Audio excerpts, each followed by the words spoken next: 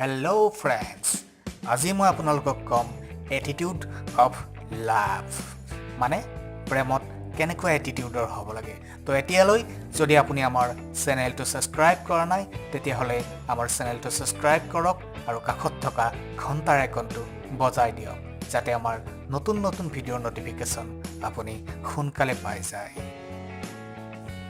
চাওক, প্ৰেমৰ ক্ষেত্ৰত এনেকুৱা এটিটিউডৰ হ'ব লাগে, সি লাগিলে ল'ৰাই হওক ছোৱালীয়ে হওক, যে তুমি মোক যিমান ভাল পাইছা ময়ো তোমাক সিমানে ভাল পাইছোঁ। তুমি যদি মোক পাহৰি যাব পাৰা, মইনো তোমাক কিয় নোৱাৰোঁ। তোমাৰ নামত যদি মই ৰাস্তাত মদ খাই ঘূৰি ফুৰোঁ, তুমি মোক এদিন হাঁহিবাহে, বাট তোমাক মই এদিন কন্দুৱাম। য়েছ, তোমাক মই এদিন কন্দুৱাম। এইটো এটিটিউডৰ হ'ব লাগে। আৰু ফ্ৰেণ্ডছ, এটা কথা জানিব যে আপোনাৰ মা দেউতা আছে, পৰিয়াল আছে, ফ্ৰেণ্ডছ আছে, ছিষ্টাৰ আছে, আপোনাৰ জব আছে, আপুনি এজ এ ষ্টুডেণ্ট, আপুনি পঢ়ি আছে, এইবিলাকক অকণমান গুৰুত্ব দিব। অকল প্ৰেম প্ৰেম প্ৰেম প্ৰেম গাৰ্লফ্ৰেণ্ড বুলি ঘূৰি নুফুৰিব পিছত। কাৰণ এটা কথা জানিব যে এই সময়বোৰ পাৰ হৈ যোৱাৰ পিছত আপুনি এদিন পস্তাব লাগিব। নিশ্চয় সময় দিব, কিন্তু এই গোটেইবোৰ এৰি নহয়। আপোনাৰ প্ৰথম কাম হ'ব কি? আপোনাৰ কেৰিয়াৰ, তাৰপিছত লাভ। মই কোৱা নাই যে প্ৰেম নকৰিব, প্ৰেম কৰক, কিন্তু আগতে আপোনাৰ কেৰিয়াৰ, তাৰপিছত ছোৱালী দেখিব আপোনাৰ পিছত লাইন পাতি আছে। আজিকালি গুগলত চবে চাৰ্চ কৰে, ফেচবুকত চাৰ্চ কৰে যে কোনটো ল'ৰা ধনী হয়। আচলতে এইটো নাচায় যে কোন কি হয়, চিধা কথা, খোলা কথা।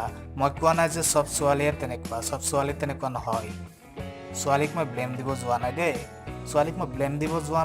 চব ছোৱালী তেনেকুৱা নহয়।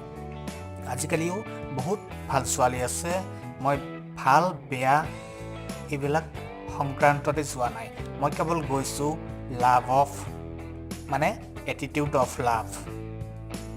আৰু এইখিনি কথা অকল ল'ৰা বুলি নহয়, ছোৱালীৰ ক্ষেত্ৰতো খাটিব। ছোৱালীসকলেও তেনেকৈ ভাবিব লাগিব যে মোৰ মা আছে, দেউতা আছে, মোৰ দাদা আছে, মোৰ পঢ়া আছে, মোৰ জব আছে, মোৰ কেৰিয়াৰ আছে, মোৰ চব আছে। অকল বয়ফ্ৰেণ্ড বুলি থাকিলে মুঠেই নহ'ব। কাৰণ বয়ফ্ৰেণ্ডে যেতিয়া এদিন ধোকা দিব ন, তেতিয়া গম পাব। প্ৰেম কৰক, খালী চকুৰে কৰক, অন্ধ হৈ প্ৰেম নকৰিব।